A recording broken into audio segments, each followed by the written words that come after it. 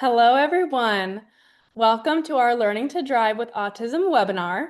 I'm Sarah Anastasi, the Stars of the Spectrum program consultant, and I'm excited to welcome you to tonight's event. As many of you know, driving is an important topic in the autism community. The Flutie Foundation is a community convener and connector, and tonight we're excited to elevate the voices and stories of autistic ambassadors who have firsthand experience with driving independently, along with professionals who help autistic individuals build skills and confidence behind the wheel. We hope tonight's conversation helps you better understand the different journeys people can take toward gaining independence and confidence through driving. We'll also have a Q&A toward the end of the webinar. Throughout the event, please submit your questions using the Q&A feature in Zoom. Liz and I will be monitoring your questions, and during the Q&A portion, I'll direct them to our panelists. We'll do our best to get as many questions as possible. If we aren't able to answer everything tonight, we'll follow up with an additional information and resources after the webinar. And with that, I will turn things over to our MC, Dallas. Thank you very much, Sarah, and thank you all for joining us today. My name is Dallas Silva-Dunn. I'm an autism and neurodiversity self-advocate, as well as a public speaker, and I'll be your MC for this evening. We're excited to have you all here for tonight's conversation about learning to drive with autism. We all know that getting behind the wheel can be an exciting step toward gaining greater independence for yourself, but we also know that learning to drive can come with a lot of questions, challenges, and sometimes even anxiety. Tonight, we'll hear from some people with both professional and personal experience. They'll share their own driving journeys, strategies that have helped them along the way, as well as resources available to support people with autism who are interested in learning how to drive. First, we have Andrew Arboe. Andrew is an autistic self-advocate and the Connecticut Ambassador of the CDA SANDI Driver Simulator. Through his advocacy, Andrew works to increase awareness of and access to driving resources for autistic individuals. He'll share his experience learning how to drive, challenges he's faced along the way, as well as resources and other strategies that have helped him become a more confident driver. We're also joined by Deb Prudhomme, as well as John Anderson from the Centerpoint Driving Academy. Deb and John are driving professionals who specialize in individualized instruction and work with neurodiverse drivers. They also use the CDA SANDI Driver Simulator to help students practice driving skills, build confidence, and prepare for real-world driving. They'll give us more insight into how the simulator works, as well as how individualized driving instruction can support autistic learners. And finally, we welcome Armani Williams. Armani is the first openly autistic NASCAR driver, an autism advocate, and a partner of the Doug Flutie Jr. Foundation. Armani will share his own personal experience with driving, as from developing an interest in racing to becoming a professional driver, as well as some of the challenges he has faced along the way, as well as how driving has impacted his confidence and independence, and what he would like to tell other autistic individuals who may be nervous about getting behind the wheel altogether. Each one of our panelists will have some time to share their own experience and expertise. Afterward, we'll bring everyone together for an open audience Q&A. So with that, I'd like to turn things over to our first panelist, Andrew, to get us started. Andrew? Oh, okay. Big shoes to fill, and it's just the very beginning. Very happy here, and also a public speaker. I'm fellow public speakers, and driving's always a big one. It's kind of like the topic that just keeps coming up, even if I don't intentionally try to go after it. I think I have the screenshot. At some point, I could probably show off my website. I won an autism accessory band, Andrew Arboe, autistic self-advocate and speaker. And when I do speaking engagements in contracting, which led to being involved with like Centerpoint Driving Academy, it led to me being driving. As like people really just interested to go into driving stuff. And like one of the reasons I've gone into it was because I could not find resources. And find resources driving. There was like next to none in my state in Connecticut. And I'm also someone that works in both education and human services. I've done a lot of work in nonprofits, schools, and so I'm always a huge networker to a fault and a workaholic, worse. And I'm a type I always attend conferences and workshops back when I was starting establishing myself.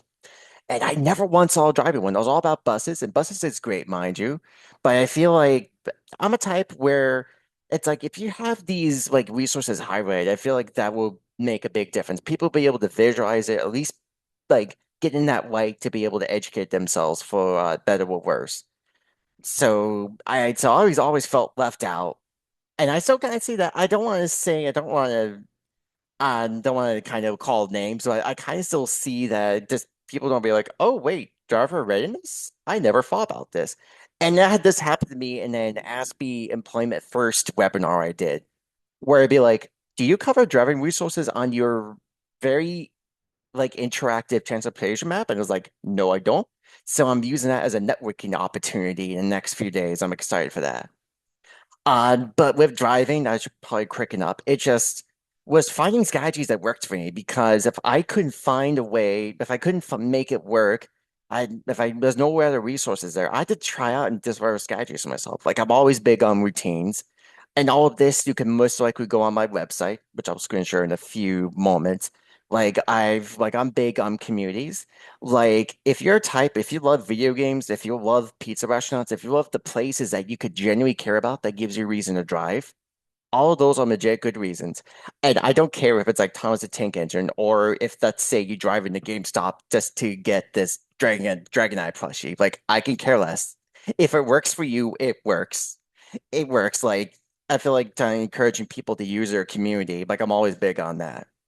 And all of you could see on my social medias of me driving to coffee shops, video game, retro gaming arcades. Like I drove to Garden City, Newark for a gaming convention. I was there for the whole time. 2 hours from my area to Newark. That went really well.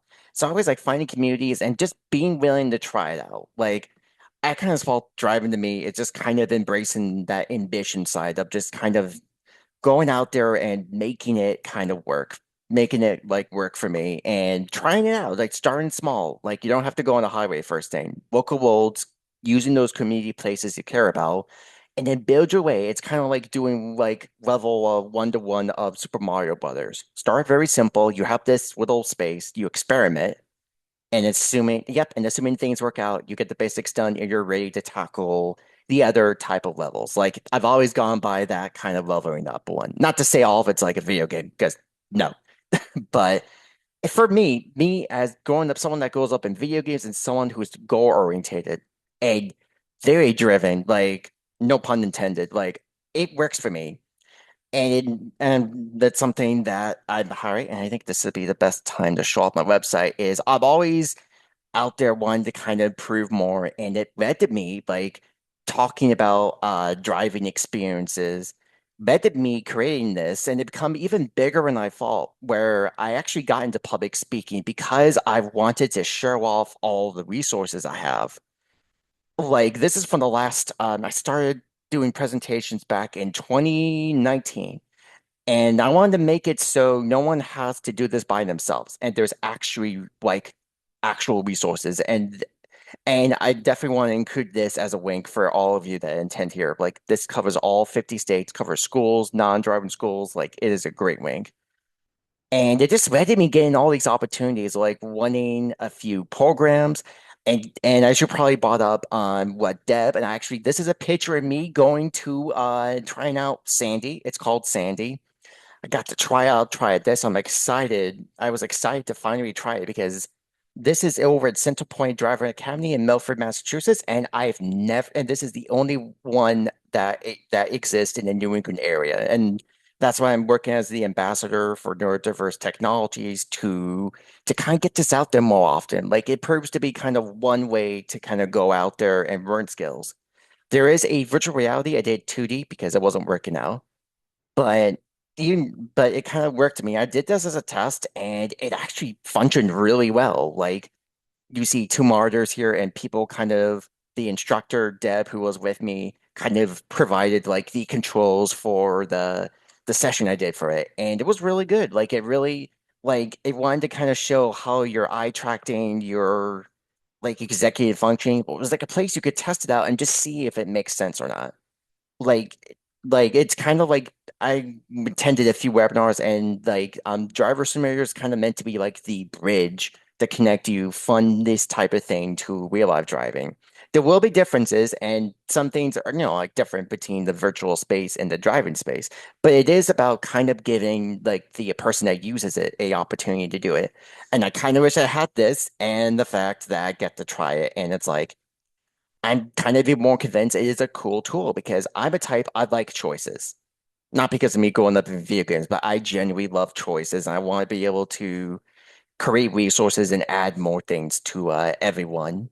And it just led to me continuing on and doing more projects. So I'm really proud of all the public speaking I did on driving, even for the ups and downs. And I feel like that itself is kind of like driving, just kind of finding ways to make it work having like a few hiccups, like there's some driving stuff that I have to kind of learn, like realizing I have to worry about the nonverbal communications and whatnot, and figuring out how to use blinkers for communication. It took me a while to figure it out, and then once I figured it out, I was like, I look like an idiot.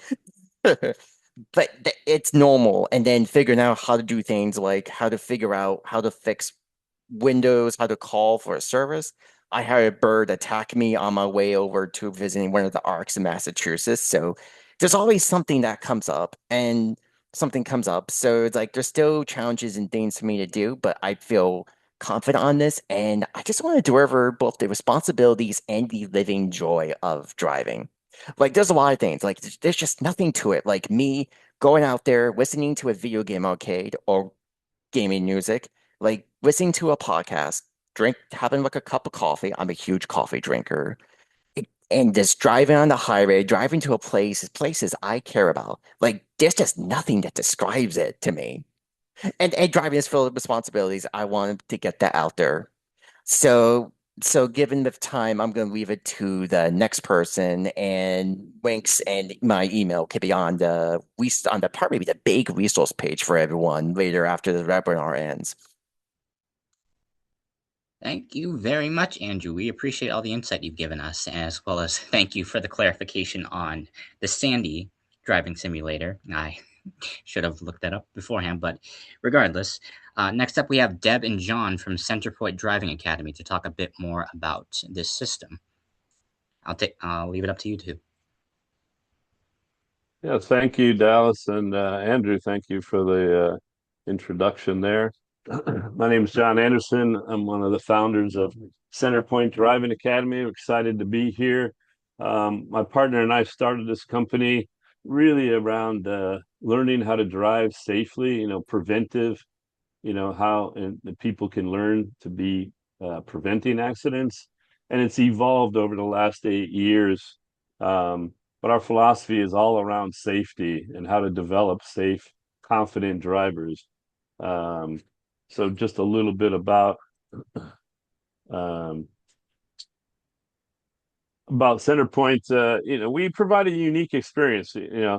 One of the things that led us to putting this together is I have 5 children, and they took from a driving school. And my oldest daughter at the time, 25, called me up in the middle of minus 10 degrees and said, "Can you come teach me how to put air in my tires?" And I'm like, "Wow, they didn't teach you how to do this stuff." I mean, um, and that daughter also went on to, get me into the autism world.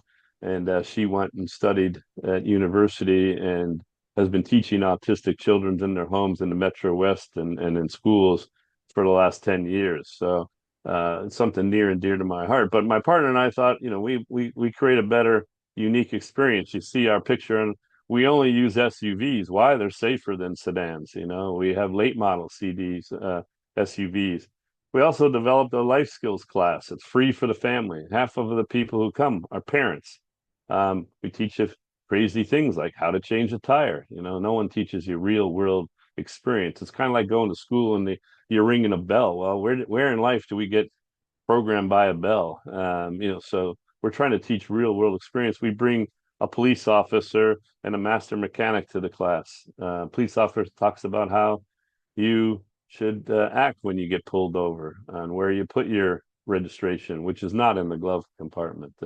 We do practice tests, but as we talked about the autism, we had a lot of people approach us over the last few years, and people who are anxious, people with ADHD, autism, and we developed a program. My partner has his PhD in psychology, so he's been dealing, with neurodiverse people for years.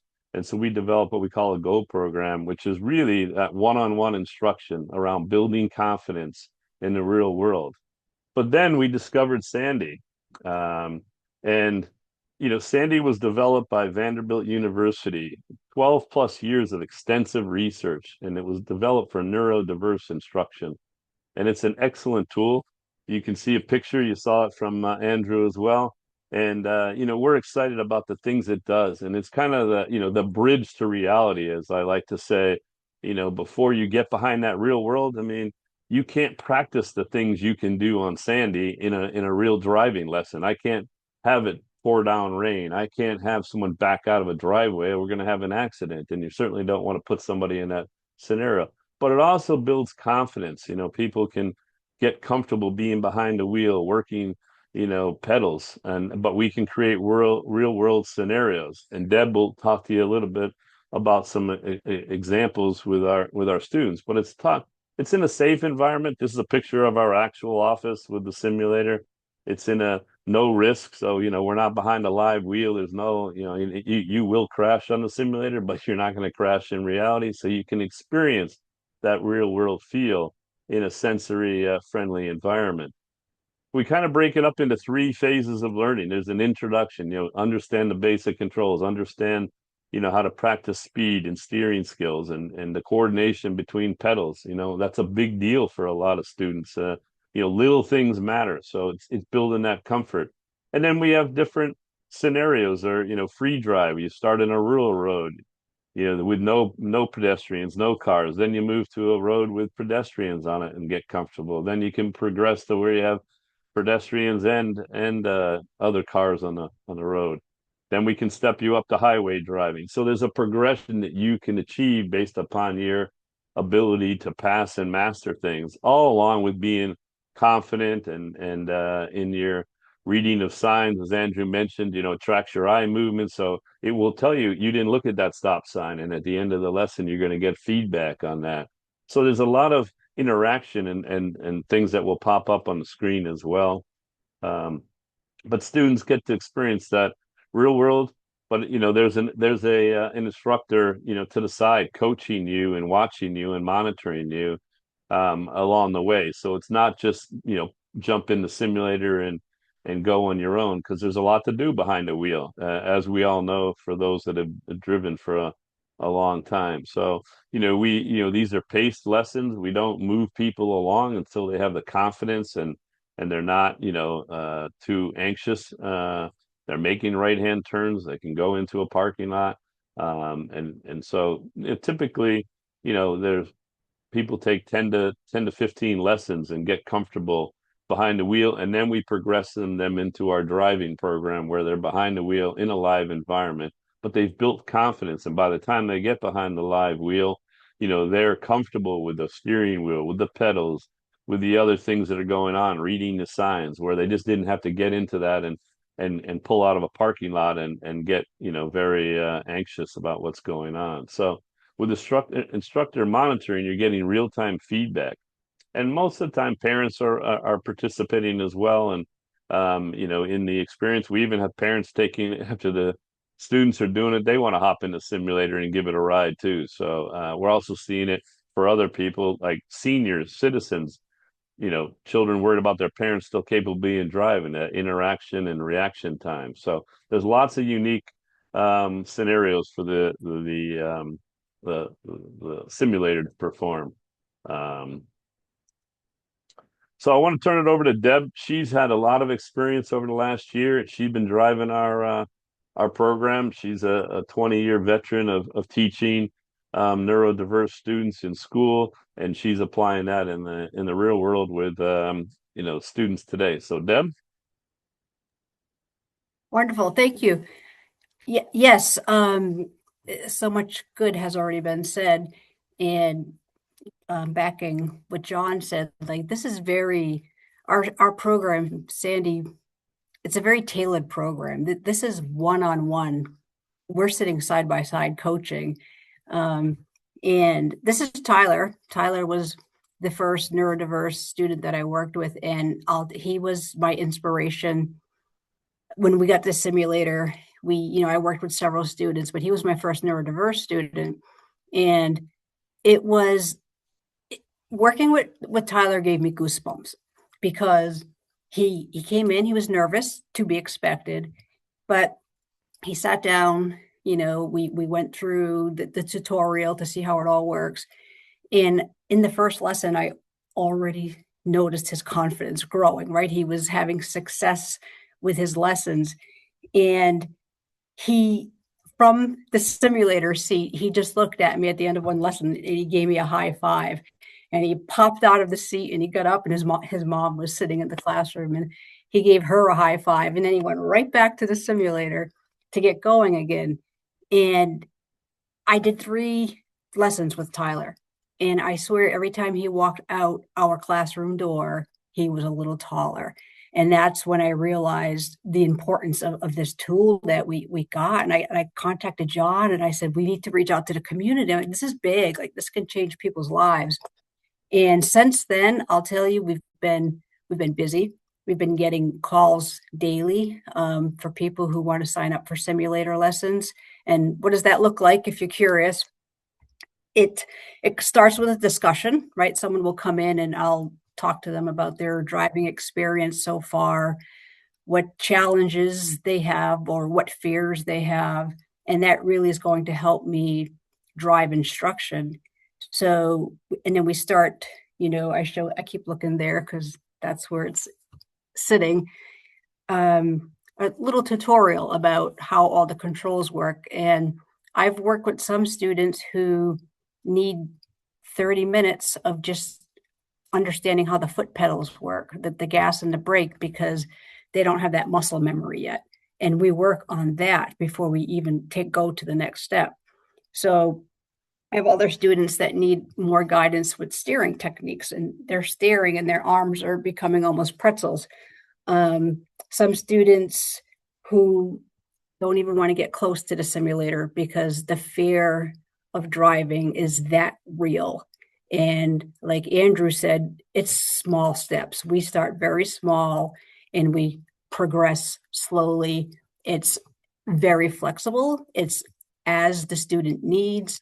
And I think it's important also to point out that even though this is an amazing tool, we know that it's not going to work for everybody, right? And it's just one of the steps, right, in anyone's journey to get their license.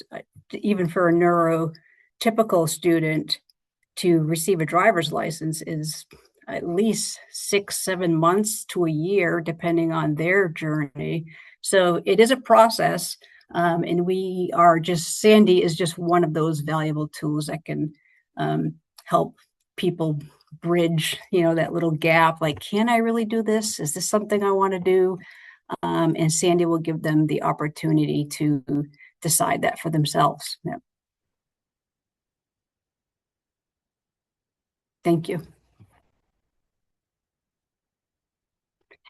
Oh, thank you. Yes.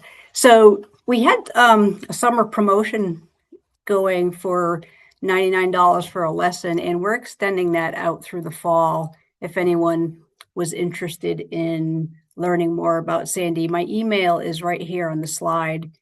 Contact me, Deb at centerpointdrivingacademy.com. I'll email you back. I will call you back. We can set up an appointment. We can just talk, and decide if this is something that you want to pursue. If you know a couple of people and you want to come down together and just check it out before you take that jump, we can do that. We're very flexible, and we want to support you in however you need. We're excited with this tool, and we're also excited to be the only driving school, last time I checked, in New England to have this. So we're thrilled. Thank you for having us, and we'll be here for whatever you need.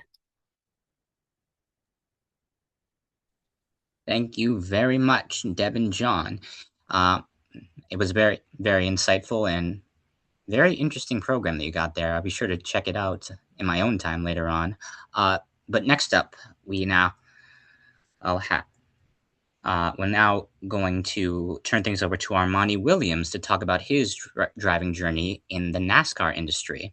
So, Armani, do you want to take things over now? Yes, absolutely. I appreciate you all having me on this webinar. This is an exciting moment.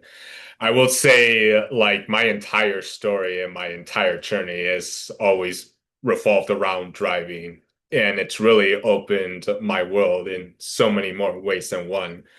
I mean, I could always remember when I was a kid that I had this fascination for cars. I would just, as a kid, I would just buy every Hot Wheels or Matchbox car that I could get and just have a collection of them that I would just bring at home and just play racing with them. It didn't matter if I was at my mom's house or my dad's house or even my grandparents' house. All I did was play racing with a bunch of cars that I had at my disposal.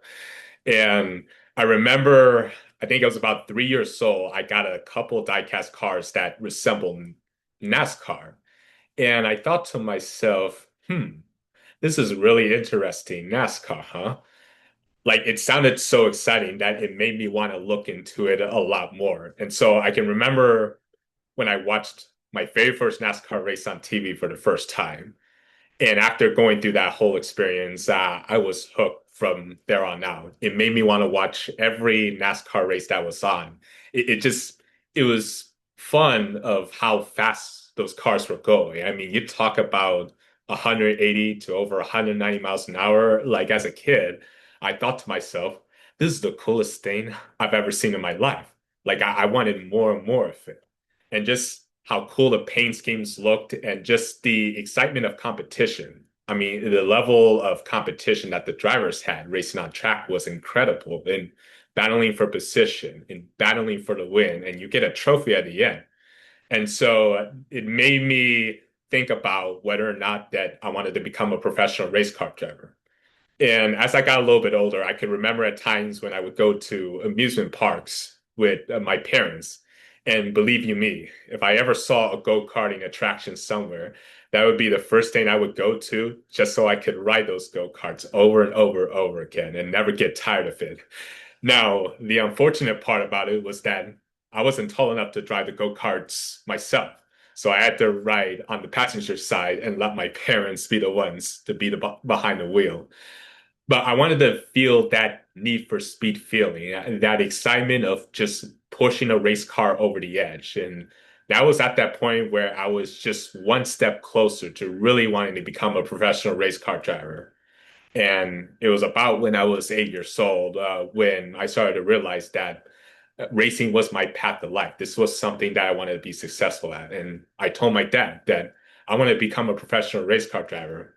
And they could just see how passionate and how much I loved racing so much that they were willing to jump all in and do everything possible to help me achieve my dream of becoming a professional race car driver.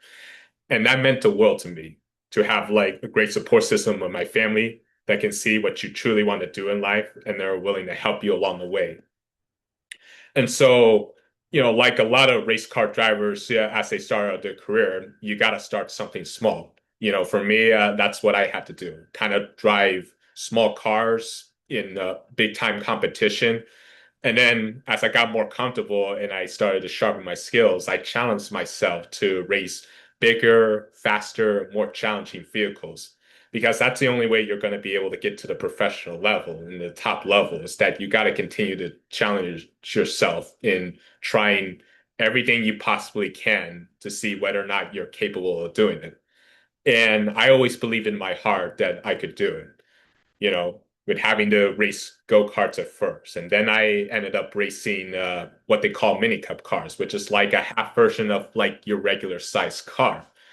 And then I moved up into the ArcaTruck Pro Series, which was a regional series in the Midwest, where we raced in short tracks in Michigan, Indiana, Ohio, etc. And then by 2017, that's where I got the jump to NASCAR, to where, I finally achieved my dream of becoming a professional race car driver in NASCAR. And I've been doing it ever since. Now, right around that same time is when I first started to learn how to drive. And I know a lot of you may find it hard to believe, but even I was nervous a little bit when I was learning to drive for the first time. And I've been racing all my life. You're thinking, how can you be nervous? Yeah, you drive all the time, but it's a lot more different trying to drive on the road and highways than it is on the racetrack, because on the racetrack there are no limits. You can do however you want. You can go as fast as you want. You can make whatever maneuvers you want. But I know when I first started driving, the things I would always look out for was, you have to look out for traffic lights. You have to look out for traffic signs. I always would pay attention to other cars around me to see what they were doing. Even look out for pedestrians. I mean, there was a lot happening in every corner, every direction that you had to prepare for. And I think even though I had the experience of driving, and so I kind of knew how to work a gas pedal, I knew how to work a brake pedal, I knew what a steering wheel worked. I knew how to control all those things based on my experience with driving. But just knowing how to keep myself self-aware and self-controlled to where not only did I keep myself safe, but I kept other drivers safe. And so once I could figure that all, once I could find that rhythm, I could gain a lot more freedom and independence in a way to where I could drive more calmly, more freely, and just enjoy the ride. Because at the end of the day, driving is supposed to be fun, where you can take your car, play some music in there, and just go to wherever you want to go at any time. And, sometimes I would have to challenge myself a little bit. I mean, just kind of like with driving, you had to start out small in trying to put yourself in positions to where you can start off with whatever you're the most comfortable with first. So like maybe you try driving on the neighborhood where you have like slow speed limits and there's not a lot of chaos going on. So once you can get over that hurdle, then the next step is to try and see if you can handle driving on the highway where it's a little more faster and you got a lot more cars that may do a lot of different things that you just have to watch out for. And so, that's the steps I needed to take. I think it's important that take your time with it and just allow yourself to enjoy the feeling of driving, because every new skill you learn gets you one step closer to gaining more freedom and more independence. And there is no greater feeling that when you first get your driver's license that you think to yourself, wow, I can do this completely on my own now. I know I had that same feeling. No longer do you have to depend on somebody else to take you everywhere you need to go. Or if you are driving to where you want to go, you don't need to have somebody beside you, like watching your every move. Like you kind of have that confidence that you know what to do at any time and that yet you can keep yourself safe. So I kind of think of like learning to drive and racing as sort of the safety aspect of it. But at the same time, driving can be something that is fun because of that freedom and independence where you can do whatever you want and you can go to places that you've always wanted to go and just be able to check out new environments, check out new discoveries that you may have not been able to see before. And so it really like my entire story and my entire journey with driving, it's been quite an adventure. And I hope this is something that can help inspire millions of people impacted with autism to want to, take their shot in wanting to learn how to drive and just see the good and the fun that comes with driving. As long as you learn the basics, as long as you are able to keep yourself safe, driving can be a whole lot of fun and you can get yourself closer to that freedom and independence that you never had before. And believe me, like you'll be glad you have it once you start to figure out the driving part out. But just start off with something comfortable and just find your own way of learning because everybody has their own learning style, and just gradually build your confidence up until you get to the point where you've mastered everything about driving. And then just enjoy everything there is about driving anywhere you want to go, anywhere, in any time. Thank you very much, Armani. That was a very insightful and a very good introspective look at your journey driving, both professionally as well as in your own personal time. So we really appreciate that. Now it is time for the audience Q&A, and as I can see right here, there have been a lot of questions. You guys have been busy while we've been talking. So Sarah and Liz have been monitoring them, and they're going to take it from here and direct your questions to the panelists. So if you guys would take it away. Thanks, Dallas. Yes, we've received some great questions, so we'll get through as many as we can with the time we have left. So yes, let's just get started. So first question, this is for Deb and John. Laura asked, where are simulators located? We have many people asking for national resources. Yeah, the Sandy, Vanderbilt University has just kind of commercialized this product over the last year. We're one of the few organizations around the country. We're the only one in the New England area, but there are about 15 or 20 around the country. It's beginning to grow. I know Florida, Arizona, California are some. I'm not specific. If you want to contact Neurodivergent Technologies based out of Vanderbilt University, Jan is the CEO, and he'd be happy to direct you if there's one in your area or not. We also are going to buy a second one and have a mobile unit that we can take around New England. So we're going to expand it because of the demand in the New England area. So we're going to create a second mobile unit that Deb is going to head up. Thank you. All right, thank you. Our next question, this could be to maybe Armani or Andrew. Sophia asks, how does one deal with the anxiety and anticipation of what the other incoming driver is going to do when I am trying to go around parked cars on the side of the road? Also, what are your tips on figuring out where your blind spots are? Um, I could take one part of this because, yep, I could see why this one, let's see, figure out blind spots, and the other one is dealing with anxiety and other drivers. I take, okay, I could probably go from there and go from there. The For the drivers, I always get that. When I was wanting doing some collaborations for a couple of driving schools in the past, I ran into that a lot. How people figure out with bad drivers. And here's the thing, even if you try to, it gets you in trouble. It generally gets you in trouble. And I always compared it to, I always just tell people, and I run into some really sketchy drivers on my end all the time.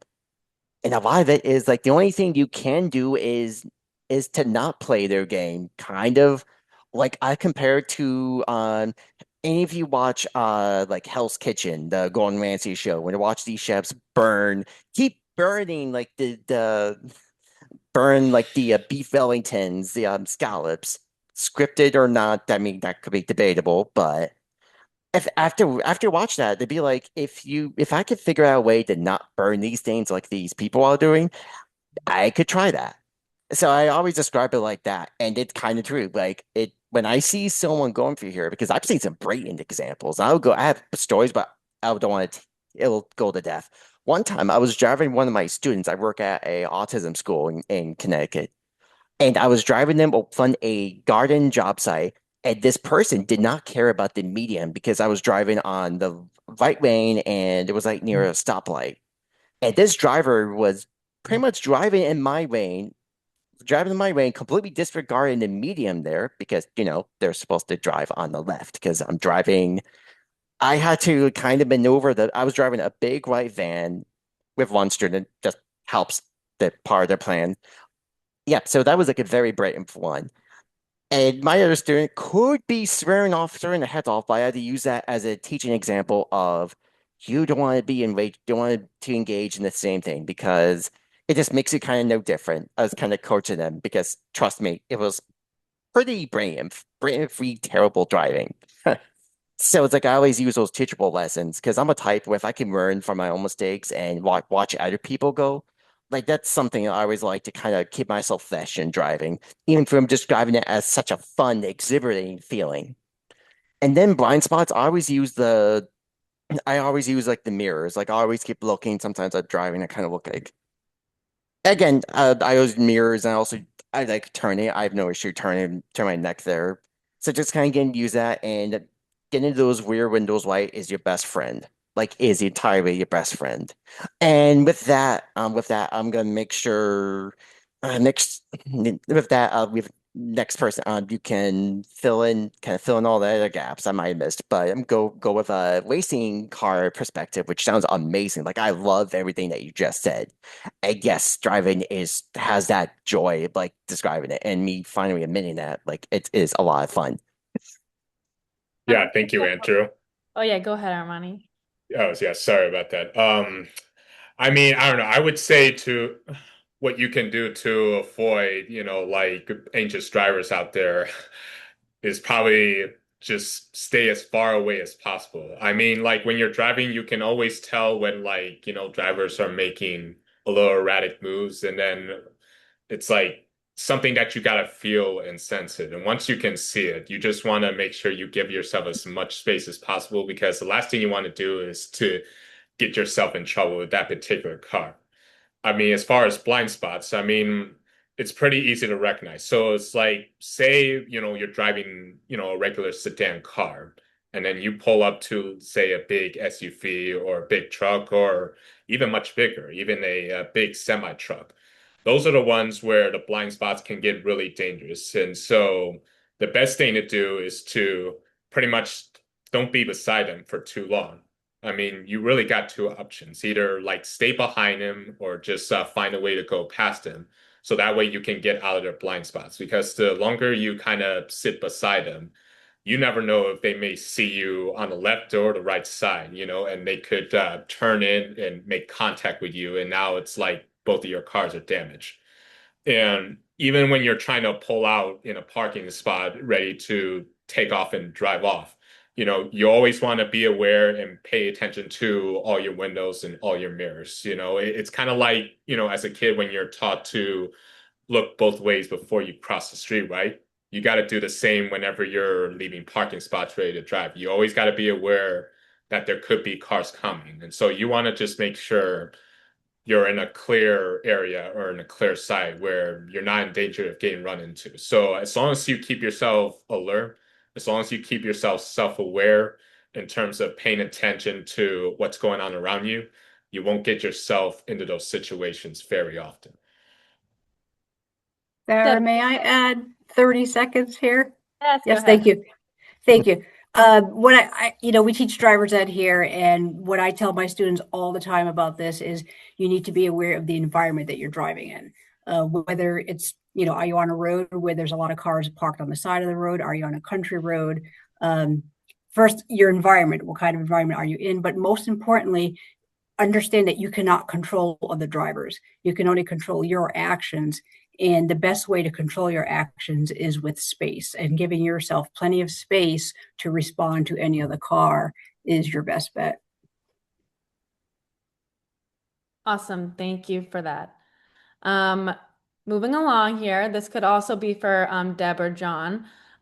Judith asks, where can I find driving resources in Massachusetts for autistic kids, / what driving schools do you recommend in Northeast Massachusetts? Not really an expert on Northeast Massachusetts. We're in the Metro West area, so I can't really recommend anyone. So not a good answer. Interestingly, I this morning I Googled autism and driving, and we were one of the schools that came up for Massachusetts. So yeah, what John said, it's hard to, especially up in the Northeast, we don't know. But there's not a lot of resources, as we have recently learned. Thank you. Oh, and could I also I probably didn't mention I do have an autism driver school database. I that should be one of the links supposed to. I kind of made sure that covered all 50 states. So I make sure people know that it may not cover everywhere. Some states are better than others. Shockingly, Florida has a lot of driving schools. Like it was very interesting. And about the minute we update it, and reminds me, probably Probably as I'm on here, actually should update and actually add Centerpoint Driving Academy on my page. Because some pages haven't updated in a while, but I would definitely check that as a resource. I could make that so the journey is a lot easier. And again, like it doesn't cover like every bit of it. There might be some schools I missed, but again, I want to at least give people a point to where they can actually start somewhere. Thank you for adding on, Andrew. And also, just a quick note, we will be sending, along with the recording of this webinar, also a list of all the resources we talked about and additional resources that will link in a email that we'll send afterwards. So moving along, this could be for whoever wants to answer, but someone asked, how do we deal with slow processing speed? As I'm someone who processes things slowly. And also, same for reacting to changing conditions.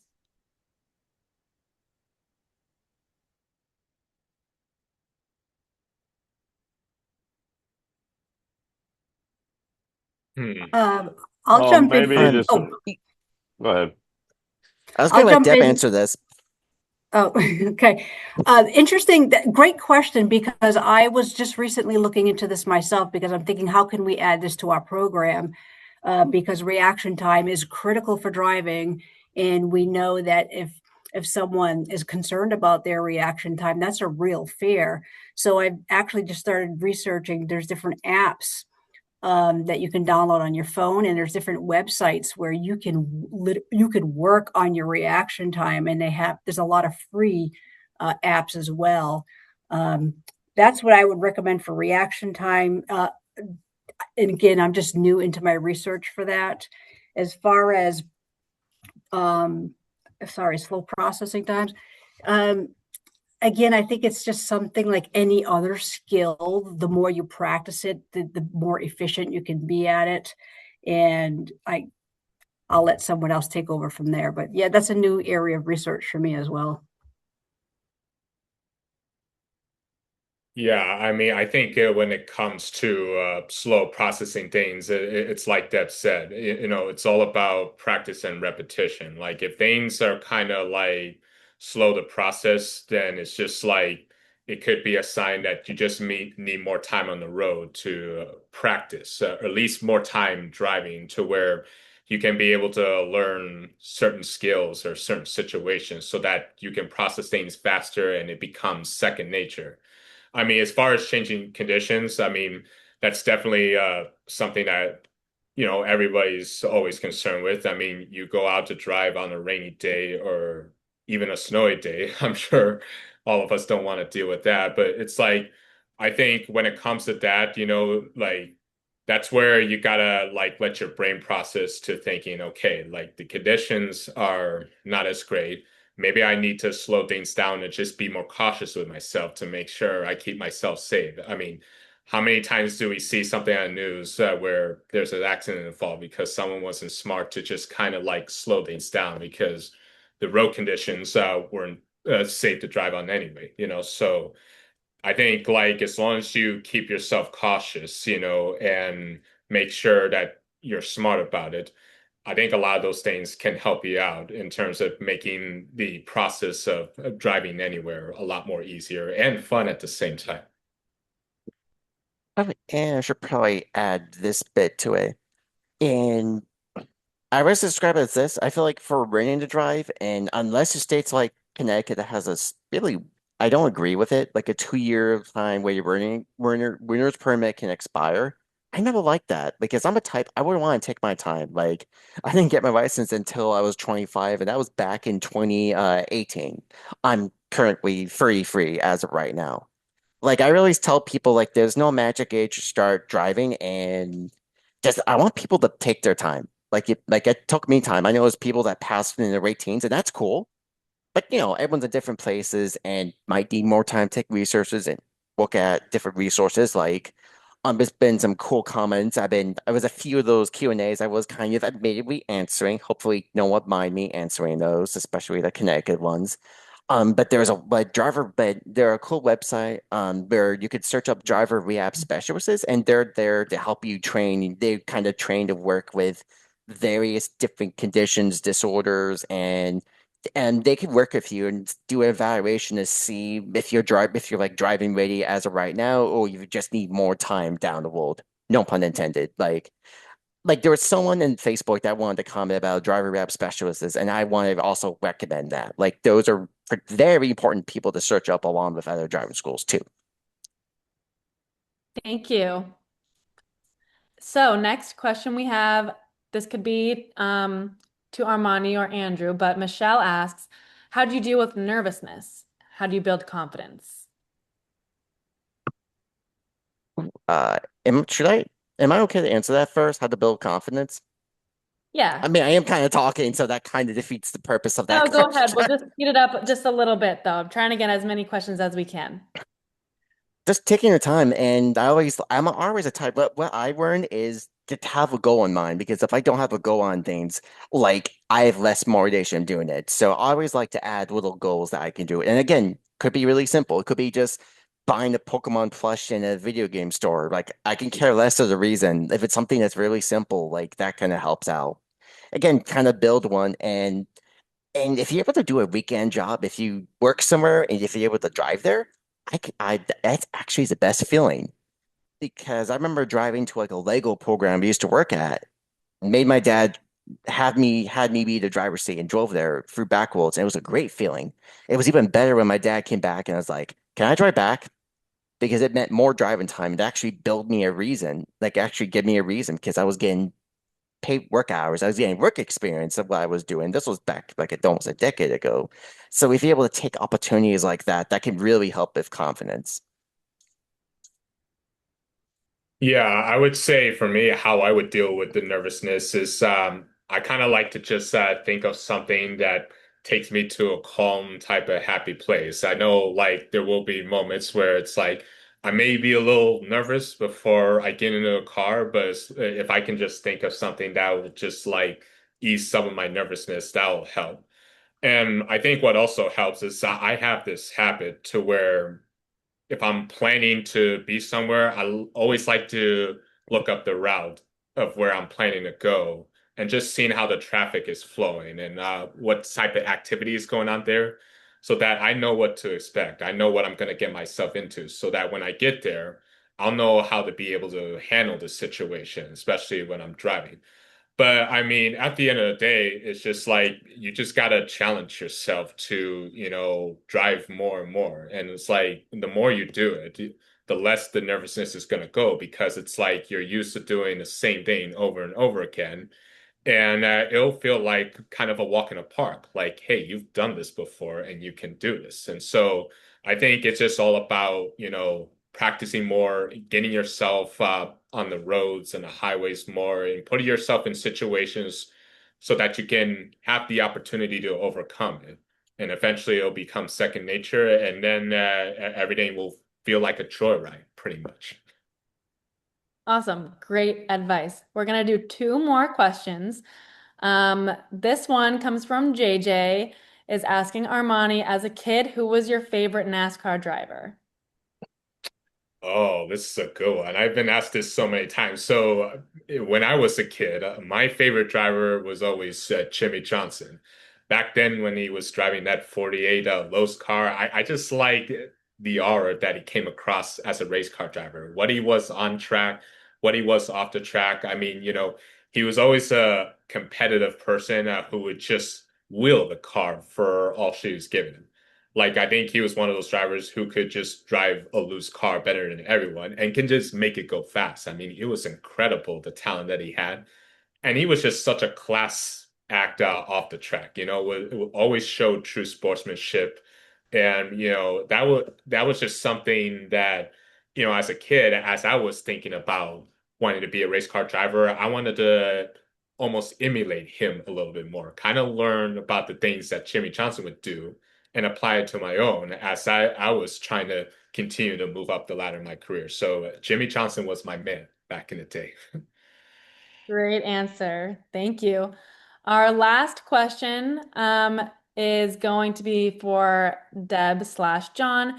Does Centerpoint offer CDA road survival skills, including what to do if you're pulled over, what to do if you break down, without purchasing the driver's lessons?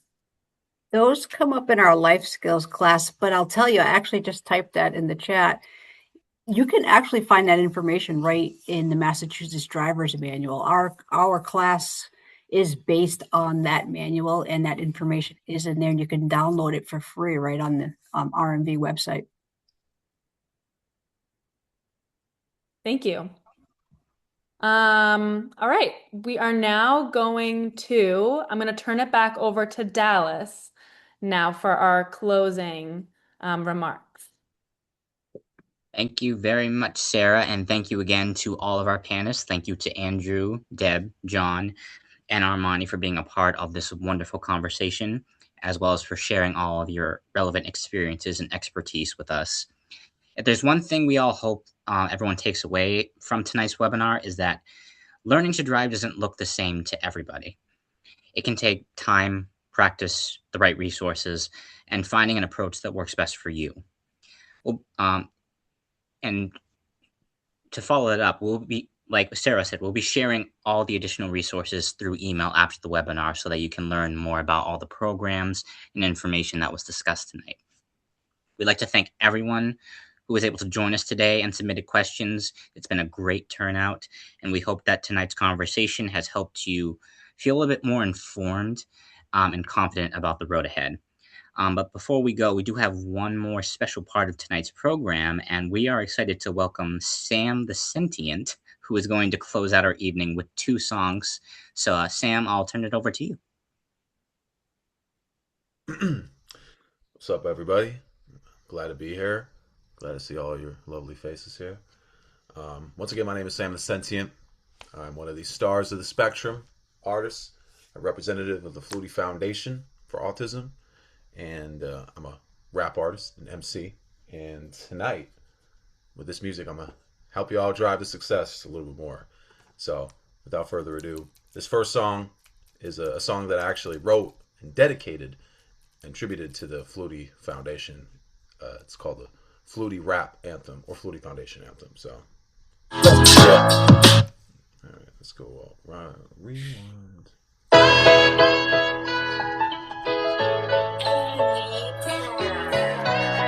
You're ever curious about what the Flutie Foundation is? This is for you. 9-5, beginning of the story. Doug Jr. diagnosed with CDD before 3. Doctors say he lose motor speaking ability, but that didn't stop him from using the gift in his genes. Hopped in the pool, taught himself how to swim. Geeking in his flow like a shark without fins. Lifted like a wave surfing over oceans. To witness tidal waves that he set in motion. Down in Florida, hanging with family and homies. Singing no pizza topped with pepperoni. You're grown, a food for thought and transfer to speech. Cause this is a recipe that gives successfully and happy. Always keep the right perspective. See the plentiful blessings that you can make being yourself at its purest essence. Never take for granted all that's given to you. If I can leap despite my hurls, then what's your excuse? Appreciate every moment and smile, even when it seems the pain won't alleviate for a while. Just being positive can be your prerogative. It's the way we got to live, so spread it around now. This one's for the Flutie Foundation, helping autistic people live amazing, tapping gifts to become a sensation. So I use them for the Flutie Foundation. This one's for the Flutie Foundation, helping autistic people live amazing, driven to success. Yes. Flutie Foundation. Flutie Foundation. Yeah. We at home listening to this? Vibe out with me. Flutie Foundation. Flutie Foundation. This is how driven we are. 2026. 2026, continuing the story of Doug Flutie Jr.'s great impact accordingly. Through an organization, the Flutie Jr. Foundation, helping autistics and their families live their life in glory. Through information, education, employment, body activation, socialization, sense of safety, support through all of these spaces. Elevating self-advocate, skilled, willful, passionate with the platform, transforming them to stars. The spectrum of sound choir with notes that resound higher. The golf league swinging more hole in ones than Tiger. Fellows that chef, sing, rap, model, run, speak, sports, cast, politics, teach, photograph. Autism's future looks brighter. If you're inspired to support them, you can make a donation. Volunteer, fundraise, run, follow their social pages. And out of a movement that is so amazing. Let's sing for the Doug Flutie Jr. Foundation. This one's for the Flutie Foundation, helping autistic people live amazing. Tapping gifts and become a sensation, so I use them for the Flutie Foundation. This one's for the Flutie Foundation, helping autistic people live amazing. One more time, at home, sing along with me. Flutie, Flutie, Flutie Foundation. Flutie, Flutie, Flutie Foundation. Flutie, Flutie, Flutie Foundation. Flutie, Flutie, Flutie Foundation. Flutie, Flutie, Flutie Foundation. Flutie, Flutie, Flutie Foundation. Flutie, Flutie, Flutie Foundation. Flutie, Flutie, Flutie Foundation. Yes. Yep, the Flutie Foundation. Keep y'all driven, for sure. Thank y'all so much for being such a lovely, attentive audience for that one. If you enjoyed that. That song, the Flutie Foundation Anthem, is out on all streaming platforms. So go check that out after this here webinar. This is another song that I wrote for people on the autism who maybe are feeling a little down, discouraged by all the craziness going on in the world, and maybe aren't as driven as they might need to be. And so that's why I made this song, and that's why I'm performing this song titled Fighting Strong.